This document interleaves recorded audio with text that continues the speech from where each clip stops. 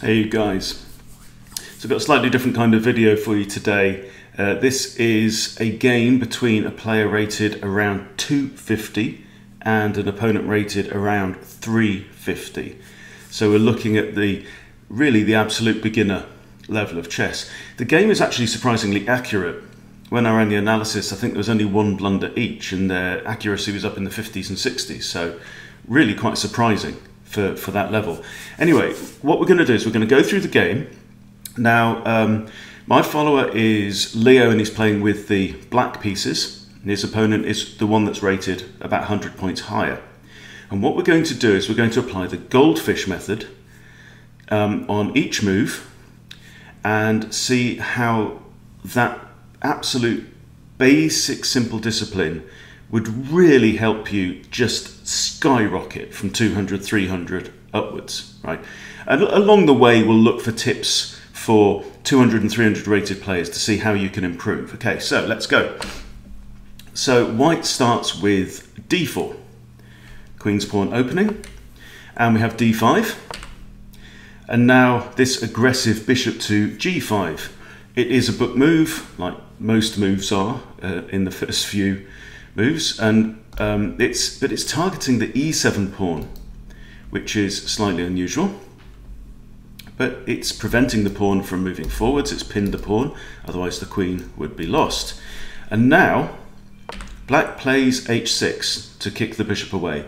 Now I wouldn't play this move, and the reason I wouldn't play this move is because while there is an attack going on, yes, so technically the bishop is attacking this pawn, but the pawn itself is defended 1, 2, 3 times.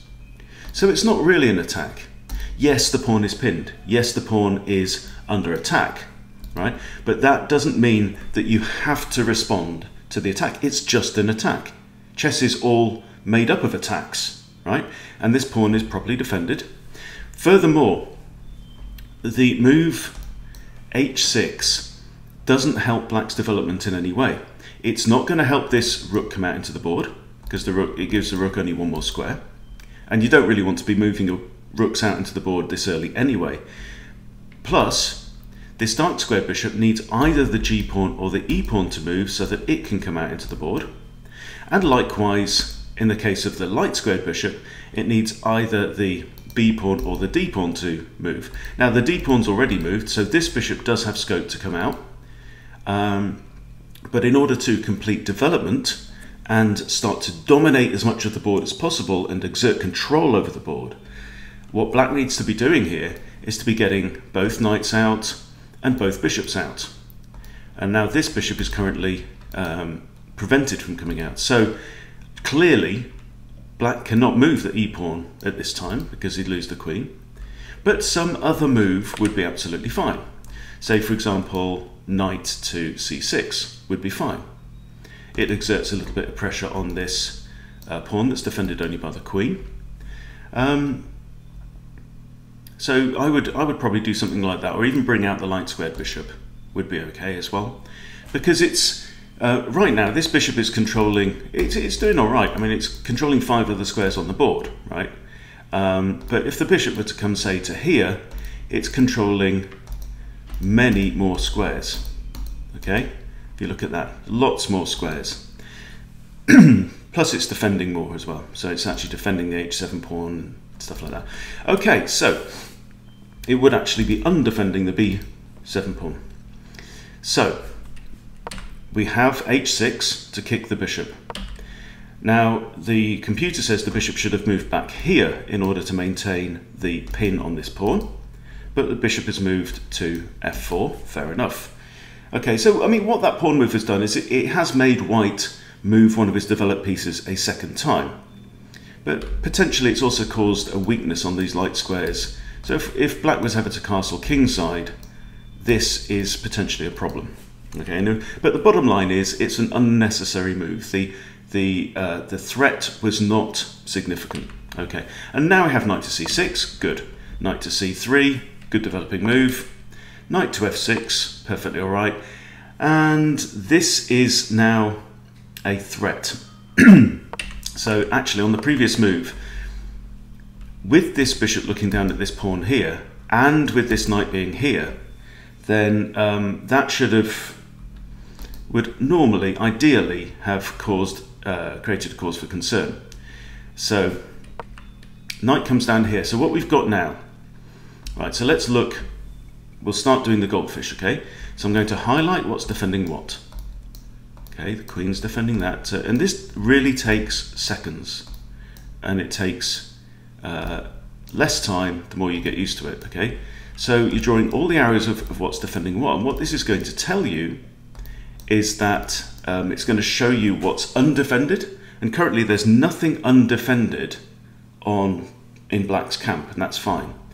Okay, so we'll clear that, and however, let's look at attacks, right?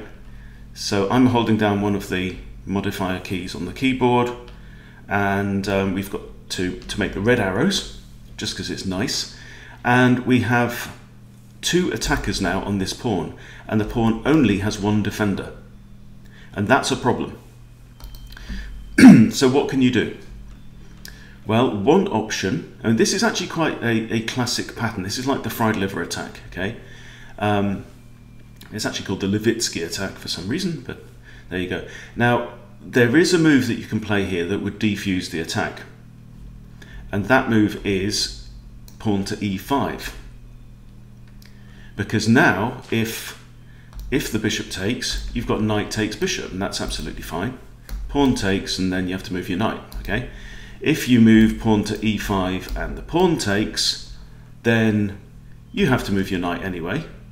But now the bishop is blocked from here because there's a pawn on here, and the attack temporarily has been defused, right? And of course, if the knight moves here, then the knight is also attacking that pawn. You've actually got 2 knights attacking that pawn on this square as well.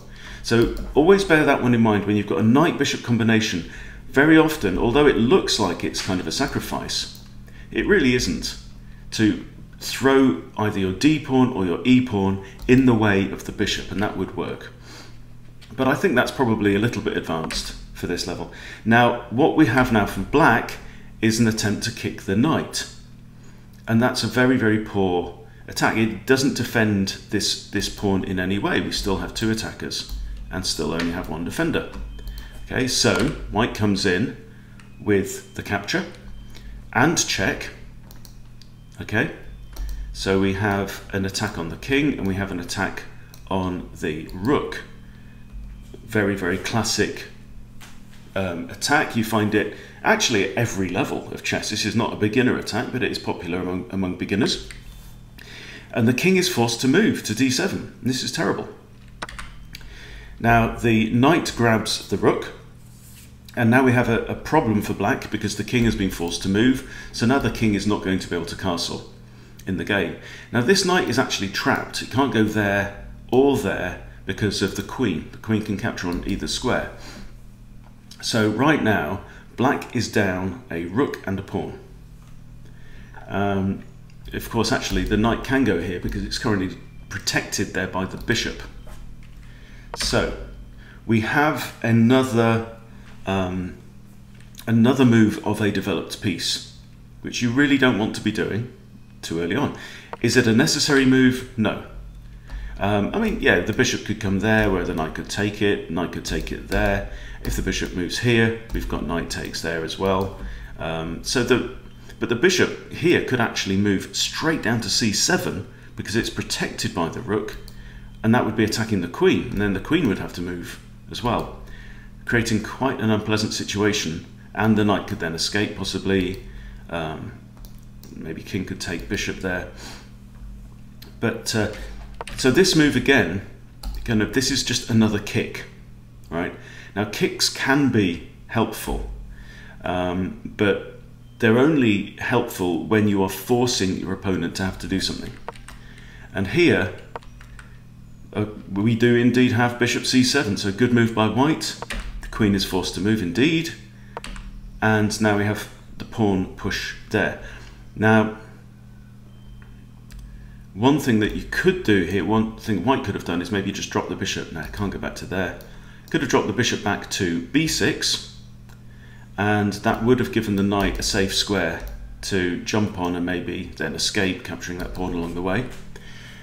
So it seems like what white is planning here is to fianchetto his light squared bishop on the g2 square. And now here we have again another move of a piece that is already developed, right? We're on move 9. You can actually develop all of your pieces. You can complete development in 8 moves. That's the quickest that you can do it.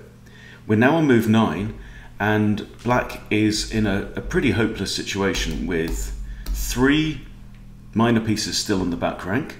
A rook is lost, the queen is on the back rank, the knight's on the rim of the board, and the king's been forced to move and isn't going to be able to castle. So development is, I mean, you can't really complete development in the ideal sense now, but the principle still holds. You should be aiming to get your pieces out into the board, right? Get them towards your opponent where they can attack your opponent. Here, this knight, I simply don't know what it's doing on that square. Now we have the bishop comes out actually to h3 with check. So e6 very easily blocks that check. So I would call that a pointless attack. And the reason it's pointless is because it's actually invited or almost forced black to play e6. And e6 is a good move for black.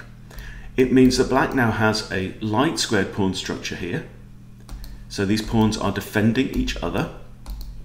And with the e-pawn moving, this bishop can now come out into the board and start to cause trouble. So not a great move by white there. And now we have a queen move. Okay, so I can, the reason for that could be that white is aiming to castle and put his rook on the d file. That might be all right. And I suppose that considering black's lack of development, the queen isn't too exposed at this point. I mean, what's going to hurt that queen? The knight can't come in and attack it. This bishop is dark squared, it can't come in. The light squared bishop is totally blocked in, and this knight is doing nothing there on the back rank. So we have the bishop develop, that's good to see. And the pawn breaks the check, and now the bishop comes back here, but look at this, right? This bishop is under attack. It has no defenders on that square, so I would expect bishop takes bishop. No, that has not happened. Instead, the queen comes across now attacking this knight. Okay, so let's goldfish now, and let's see what's defended and undefended. So the knight's defending that, queen's defending these. We normally kind of ignore the king and rooks. Then the knight is undefended, so I'm going to highlight that in red. The rook is technically undefended, but no, it's not. It's defended by the queen. This pawn is defended only by the knight. So should the knight move, which it may need to, then that pawn would actually be undefended. Okay, this pawn is defended here, and the bishop is defended by the king. Sorry, I said that the bishop was undefended there. Of course it's not. It's defended by the king. Okay, there we go. My mistake. All right, so we have an attack on the knight. And now, so if you had simply gone through and highlighted the undefended pieces on the board, which is really just the knight, you would have seen, okay, my knight is undefended and my knight is under attack. This pawn is also under attack, but it's defended by the queen, so that's all right. So really what black should have done in this situation is maybe just drop it back to f6, which is a good square, helping to protect the king. You want when your king is exposed in this way, you want to get pieces around it. Anyway, so we have knight to c6 and the queen takes the knight. So now white still has every single piece on the board, and black is down a rook, a knight and a pawn. So it's looking pretty horrible for black's situation now. Okay, we have a pawn push, and this is good. The pawn is defended by that. The pawn is attacking the queen. That pawn is defended by the rook, so the queen is going to have to move. Queen moves back to f3, where it's it's attacking that pawn, but that pawn is defended once. Okay, and if you go through, it's very quick, just to see what's defending what. Queen's defending both the bishop and the rook as well. And that pawn is defending that pawn. So right now, everything is defended on the board. And you can also now fill in any attacks. So the bishop is attacking that pawn, but it's no use. It's defended once, twice, 3 times. King's also defending that, okay? Any other attacks going on? Yeah, the bishop is technically attacking that bishop, which is defended once, as you can see by the king. The only orange arrow pointing to that bishop is the king. Now at this point, you can then turn it round. You could say, okay, well, let's look at white's situation. Right? That's undefended. No, it's not. That's defended by that, defends, defends, defends, defends. Queen's defending that. Ah. Right. There we go. Rook's defending that. Undefended. Defended, defended. Technically undefended. And the only defender of the bishop is the knight. Right, now, well, let's look at attacks now from black's perspective. King's attacking the bishop, right? That's no good because it's defended, so the king can't capture it because it would be moving into check. But the bishop is also attacking that bishop. And this is a simple thing. You've got 2 red arrows, 1 orange one, right? And that means that the bishop can capture that bishop. Then if the knight recaptures, king captures, okay? So that would simply win material and everything else is protected. So that's what black should have played in this situation. Instead we have f5. That's not a bad move. It's really shutting down options for this bishop here. So the bishop can't go there now and now only has 2 squares it can go to. So I see the point of that, but black has missed this overwhelm on the dark squared bishop. Queen moves across now, where it's attacking a pawn that's already defended and another pawn that's also defended. So not very clear on the point of that move. Now we have queen moves across again. So again we have this same situation. 2 attackers, 1 defender, should have just grabbed the material. Having said that, black is still 9 points down and the queen moves back home now to d1. Maybe the idea is that if the queen can't come here, right, so that wasn't an option. Maybe the queen's planning to come here and attack the king down there. But the queen here would be attacking this knight, which is defended twice. So no dice there. And now finally, black notices that there's an overwhelm on the bishop. Bishop takes, knight takes, king takes knight, and we've regained some material. This situation is now looking less perilous for black, partly because this light squared bishop is bad.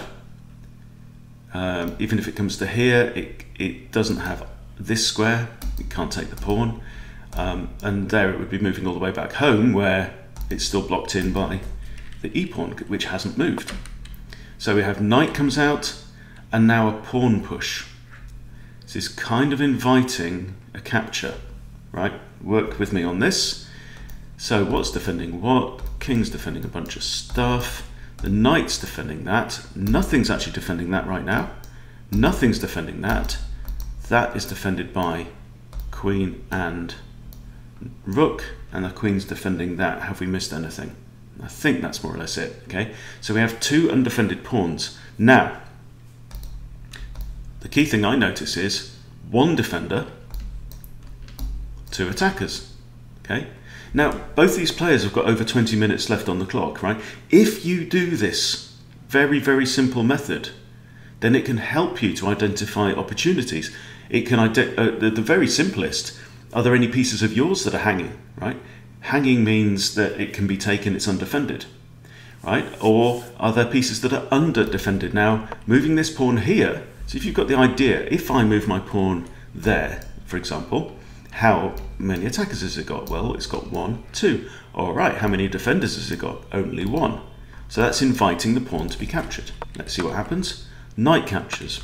Knight captures. Now, at this point, this is an important tip.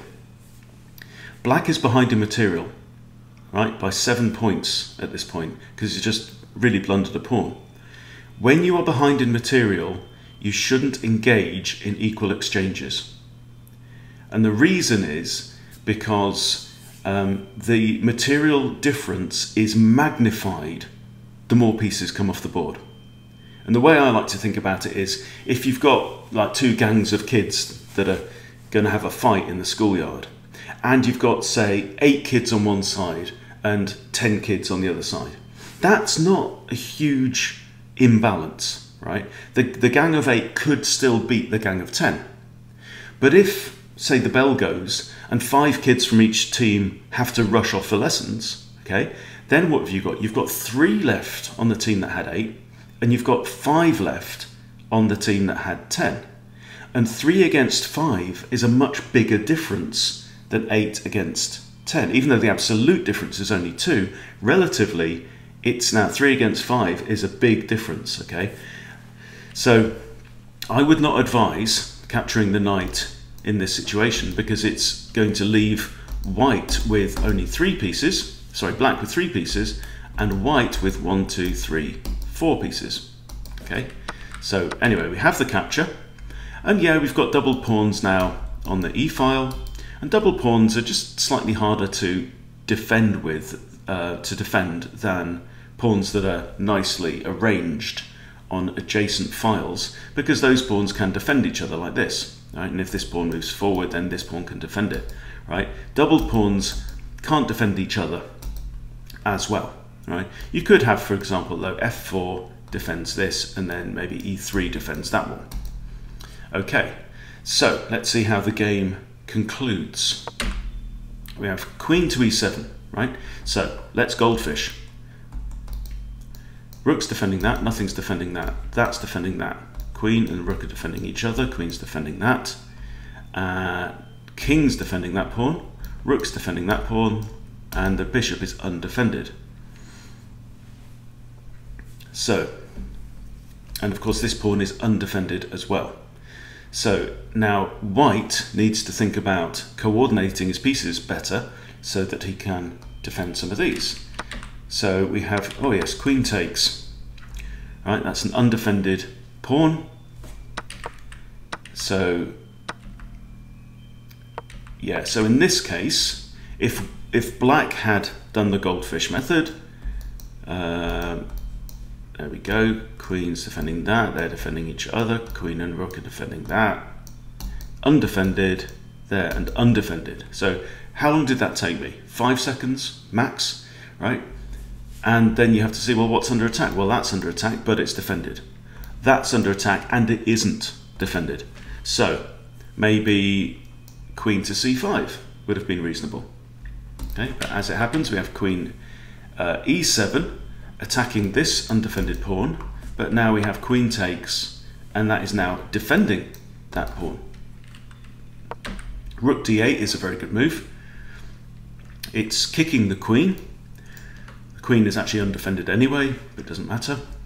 And the other thing it's doing is it's occupying this nice open file. An open file means it's got no pawns on it at all, and rooks love to be on open files, because now this rook is, look how many squares it's controlling. All of that is protecting the bishop, and it's looking at this entire file, at least when the queen moves. So the queen moves out of the way. Okay, so from black's perspective, let's have another look. Pawn's defending the queen, queen's defending a bunch of stuff, king's defending 2 pawns, rook's defending that, that's not defended, and that's not defended. So what we have, queen takes e5. Okay. And from black's perspective now, that these 2 pawns are undefended. I can see that pretty easily. So what does white do? White now pushes a4. Not sure why. Really not sure why. I would have said a better move would be castle the king and try and get this rook out into the game. Currently this rook has no scope to get into the game at all. So white has a significant advantage. White is actually up a whole rook and 1, 2, 3, 4 and 2 pawns, right? So what you want to do when you've got a material advantage is bring all your material into the game, and that's how you can really dominate, force exchanges, simplify, get to an endgame. Okay, So I think castling would have been ideal at that point. You've got two rooks, make them work together. Okay, likewise, when you are down in material, you still want to use all of your pieces. Okay, and right now, from black's perspective, the rook and the queen are pretty dominant. They're good. Queen's in the middle of the board. It's looking in a lot of directions, and the rook has this open file. Now, all white has to do is to move his rook over there, and then black should really move his rook away, probably onto here, with the idea of a surprise checkmate on there. But white should not, absolutely not, trade rooks. Okay, so we have a pawn push, and this seems okay because the bishop and the queen are attacking that pawn. Okay, but it's defended by queen and the light squared bishop that still hasn't moved. Okay, so in this instance, in this case, when you've got the same number of attackers and defenders against a piece, it generally does not make sense for the attacking team to initiate the exchange, because it would go like bishop takes pawn, bishop takes bishop, and then if queen takes bishop, queen takes queen, and white has given up a whole queen for a pawn. Okay, so equal attackers and defenders don't initiate the attack generally, but also it depends what the value of the pieces are. Now the other thing that this move is doing is it's threatening pawn moving on to g4, and that would come with a fork. It's a pawn fork, not the most common type of forks. Queens and knights are very, very used to doing forks, but if you can get a pawn fork, then that's great. Double attack on bishop and queen, and that would usually result in gaining material. And now a5, right? Big mistake, because well done black, pushes g4 with the double attack, and now we have undefended bishop, undefended queen. So one of them is very likely to suffer. The only way that white could probably get out of something like this is if he could, for example, move his queen with check. Okay, so move one of the pieces with a forcing move, but there is no check. The only check the queen has is there, and then simply king takes, so that's not on. So what do we have? Bishop takes pawn, at least, you know, might as well get a pawn out of it.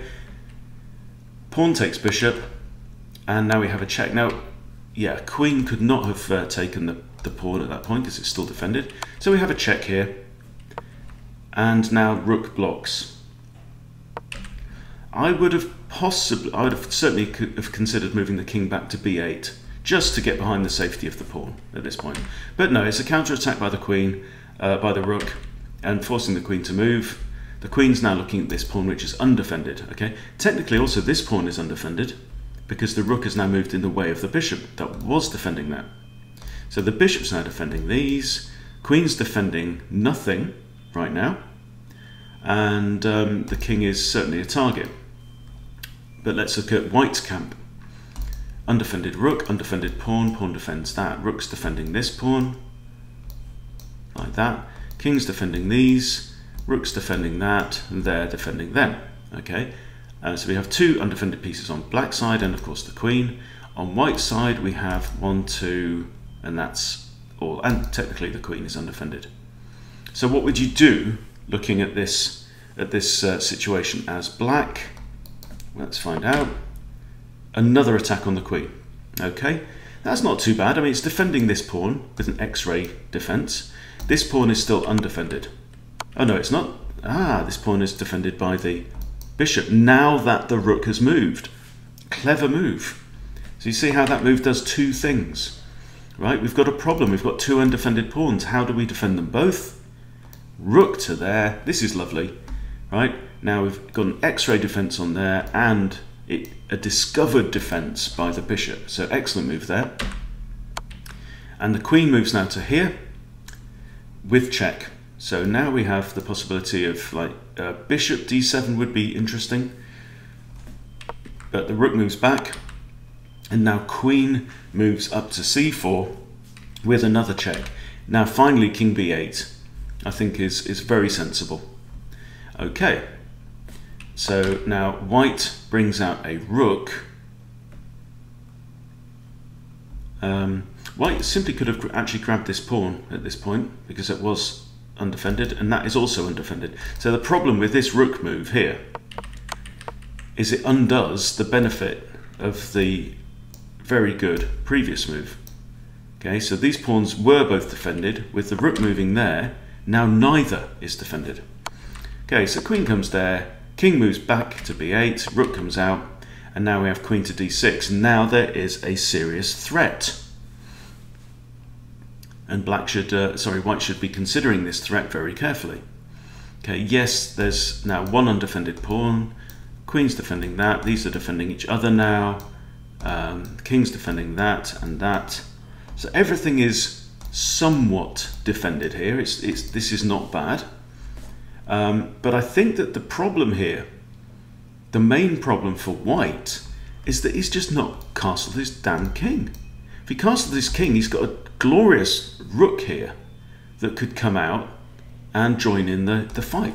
But that rook is still sitting at home. So while white is currently 5 points in material up, he's a whole rook up in material, right? Because that rook is still sitting at home doing nothing at all, then effectively white is playing on equal terms on the board, and you don't want to be doing that. So now we grab material. White grabs material, and this is a blunder. And the reason it's a blunder is because you now have queen d1, and that would be checkmate. The king has no squares to go to. Okay. Black, however, misses the threat. Okay. Black's thinking, for some reason, I don't know the point of this move. It's kicking the queen again, right? It's another unnecessary attack. Attacks should have a purpose. And the purpose of this, I mean, the queen can just grab the pawn, right?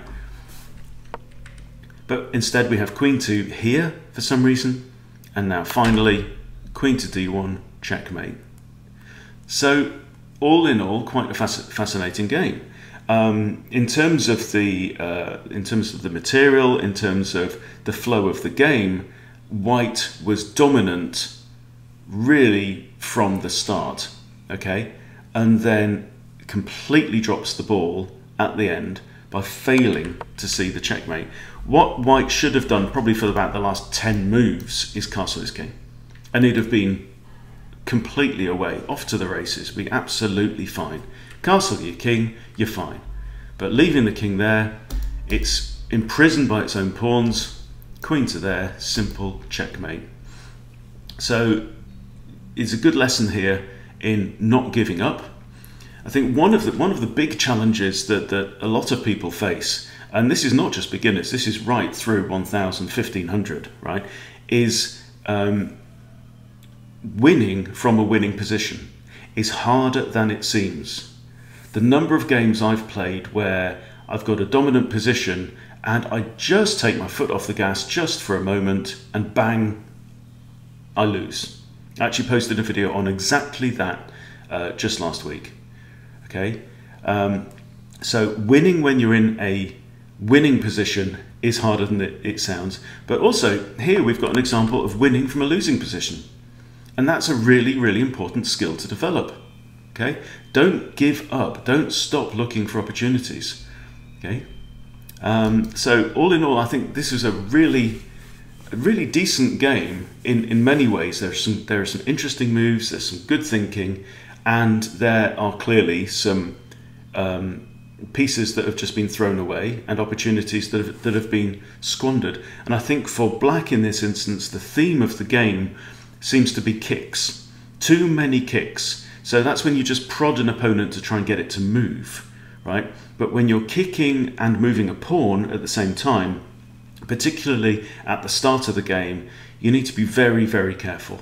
Sometimes it works, but it has to have a clear purpose. So well done to black. I think you were lucky in this game to get away with this, but you know, you get full marks for perseverance, and that does a lot. Okay, so thanks for watching.